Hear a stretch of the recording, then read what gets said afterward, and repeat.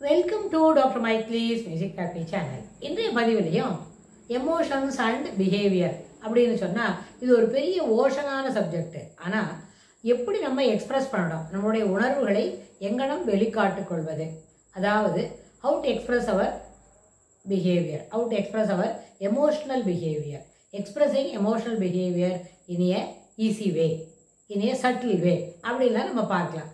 அதாவது ஒருத்தருக்கு ரொம்ப கோவப்படுறோம் அப்படின்னு சொன்னால் அவங்களுக்கு எதிர் உணர்வு நம்ம எப்படி காட்டணும். கோவப்படுறவங்களுக்கு நம்மளோட ஒருத்தரோட உணர்ச்சிகள் எப்பொழுதும் கோவப்படத்துலேயே இருக்கு அப்படின்னா அப்படி ஒரு கோவப்படுறவங்களுக்கு என்ன ஒரு உணர்ச்சியை நாம் எதிர காட்டணும். நம்மளும் மறுபடியும் கோவப்படலாமா? நிச்சயமாக கோவப்படலாம். அவங்க செய்கிறது தவறு அப்படின்னு அவங்களுக்கு எதிர்த்து சொல்லிக் கொடுக்கலாம். எதிர சொல்லிக் கொடுக்கறது எப்படி இருக்கணும், அதே போல் அவங்கள போலவே நம்மளும் கோவப்பட்டு சொல்லிக் கொடுக்கலாம். அது 40 மார்க் கூட வராது. அதுபோல் handling the situation will not get not even 40%.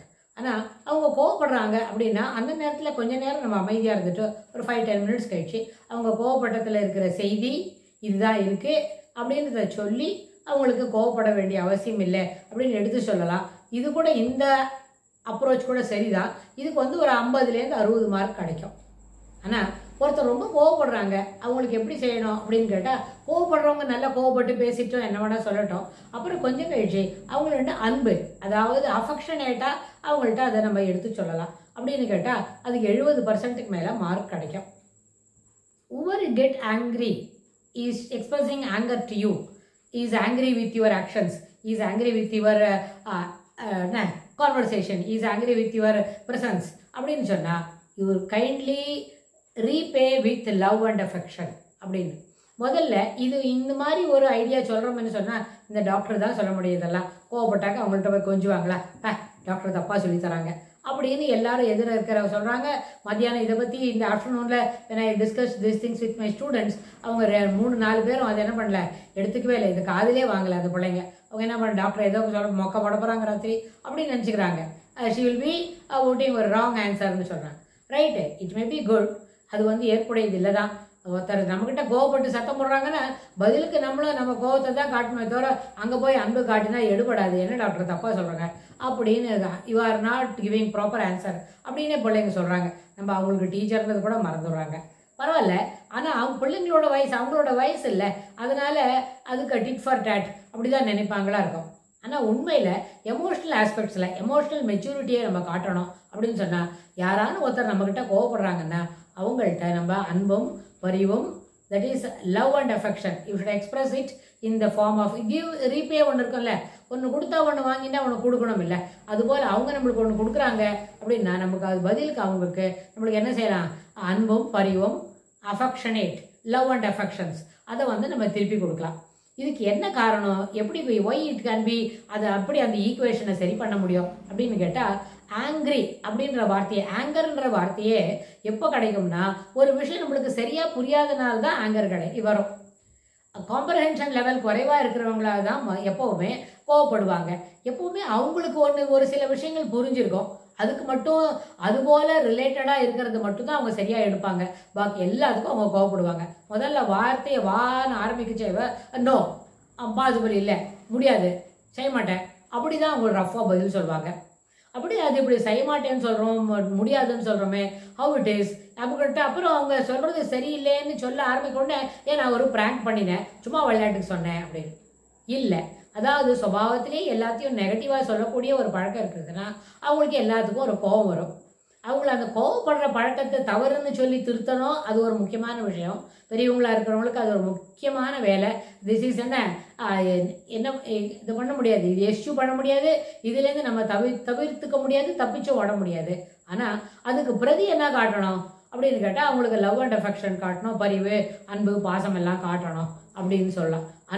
அன்பு காட்டியே அவங்கள திருத்த முடியும்னு சொன்னால், கோவப்படுறவங்களுக்கு விஷயங்கள் செய்திகள் சரியாக புரிவதில்லை, புரிந்து கொள்ளக்கூடிய சாமர்த்தியம் குறைவாக இருக்கு. ப்ரீஃப்ரண்டல் லோபில் சில கனெக்ஷன்ஸ்லாம் ரொம்ப ஒயர் விட்டு போயிருக்கு. அதனால தான் அவங்களுக்கு எல்லாத்துக்கும் கோபம் வருது.